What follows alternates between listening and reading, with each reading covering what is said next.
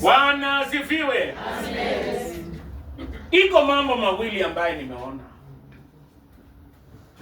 Kuna wanawake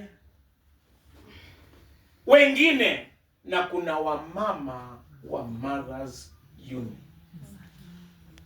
Narudia kusema kuna wanawake wengine lakini pia kuna wamama wa Mothers Union. Kwa Biblia tumehubiriwa hapa vyema ya kwamba kuna wale walinzi na kuna wale wabomoaji. Sijui wewe utafuata laini gani? Nataka niongee kwa uchache sana kuhusu wale ambao ni walinzi. Alafu baadaye nitataja kwa uchache wale ambao ni wabomoaji. Lakini wacha niongee kuhusu wale ambao ni wabomoaji. Kunasemekana kulikuwa na mama moja ambaye anaitwa Yezebeli. Yezebeli akaongoza mume wake kuua na baadaye akaongoza mume wake kupoteza urithi. Wale wabomoaji wanaongoza watu kwa mabaya. Mungu amepatia wamama uwezo wa kipekee na chenye wanaweza fanya, hata kama wanaume wanasema wana nguvu, lakini hawana nguvu vile wanadai. Wale ambao ni walinzi, wale ambao ni wabomoaji, wanaongoza mtu yeye afanye mambo ambayo italete madhara kwa familia. Mbinu ambayo wanatumia sijui, lakini kwa sababu ni wabomoaji wanafanya watu kupotea.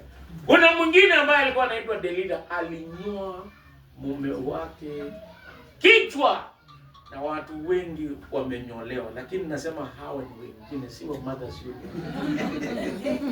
Leo nimekuwa nikisikia hadithi ya mama moja. Yaani alinyoa huyu mzee mpaka hana hata nguvu na uwezo, mpaka akamfukuza, alikuwa analala kwa garage. Lakini kitu ambacho alisahau ni kwamba huyu mume alikuwa na twin mwenye wanafanana naye. So akampigia simu na huyo akabadilishana na yeye. Kumbe huyo hakuwa ule wa kunyolewa, alikuwa yule wa nguvu. Na akabadilisha mambo na huyo mama akapoteza kila kitu. Watatu nataka kuangalia kuhusu mwenye alikuwa anaitwa Herodias.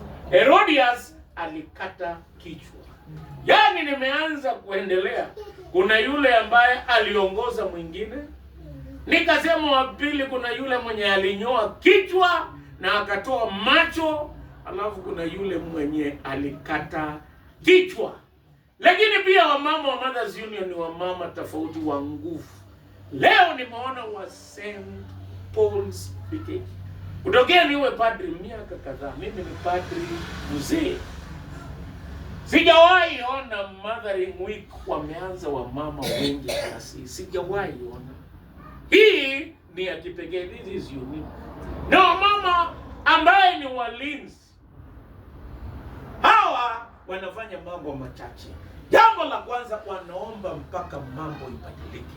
Hana katika kitabu cha Samueli wa kwanza aliomba mpaka mambo ibadilike. Hakuongea mpaka mambo ibadilike, yeye aliomba. Hata sisi ni wamama wa Mothers Union, omba mpaka mambo ibadilike wako. Omba mpaka mambo ibadilike kwa watoto wako na kwa mume wako. Mungu peke yake ndiye anaweza badilisha.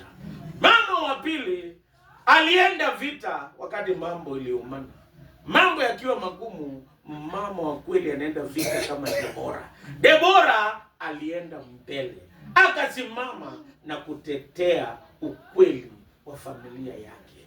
Wakati mwingine watu wasilete masarau, kwa sababu mama anaweza simama, na akisimama atetee boma yake kama Debora na taifa lake. Debora alifanya mambo mengi.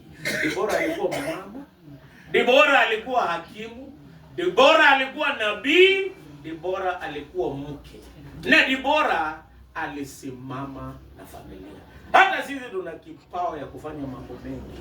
Wanaume ni kama battery, ni kama radio yenye iko na bendi moja. Inashika bendi moja wakati mmoja, hauwezi ongeza ingine. Lakini mama anaweza beba mtoto kwa mgongo, asonge ugali, ashike kamata, lakini ukiachia mzee yote itachomeka na mtoto ataanguka chini. Kwa hivyo kwa sababu nyinyi mna uwezo wa kufanya mambo mengi, Mungu akusaidie. Usimame kama Debora. Na Jael alitumia hekima.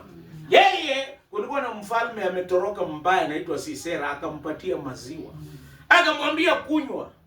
Na alipokunywa akalala, akachukua msumari, akagonga kwa huyo adui kwa kichwa na adui akaenda.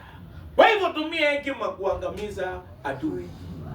Kwa jamii, kitu kingine ambacho mama wa hekima anafanya, mama wa kujenga anafanya, anatumia hekima kama Abigaili. Alitumia hekima akijua ya kwamba yeye kwa hekima atasimamisha familia yake. Daudi alikuwa anaenda kuangamiza familia, lakini Abigaili akaenda mbele. Akajua chenye mume wake. Unajua wamama wanajua chenye mume wake anaweza na chenye hawezi. Chenye hawezi unamsaidia, lakini wakubomoa chenye hawezi unatangaza, lakini si nyinyi. Jambo la mwisho nataka nimalizie, mama wa kujenga analisha watumishi. Leo nina matumaini ya kwamba nyinyi ni wa kujenga kama mwanamke wa Zarefati. Yeye alipatikana akifanya bidii. Hawezi lisha mwingine kabla hujalisha familia yake. Alipatikana akiokota kuni. Kitu kingine akaambiwa alete maji. Wakati mwingine kujitolea unaambiwa kitu rahisi. Alafu baadaye akasema si maji peke yake, ongeza na chakula. Akasema nimepakia na kidogo, na nikipeana hii mambo yetu imekwisha. Akaambiwa enda tengeneza, na Mungu akamtembelea kikapu chake cha unga na ile chupa ya mafuta haikukosa. Hata leo naomba kikapu chenyu cha unga kisikose, na hata ya mafuta isikose, na ya biashara muwe naye. Mungu wa amani awabariki. Ninaomba kila wakati ufuate line ya wamama wa Mothers Union. Mungu wa amani awabariki. Sina ya kusema, nasema asanteni sana. Mungu awabariki kwa jina la Mungu Baba, Mwana na Roho Mtakatifu. Amen.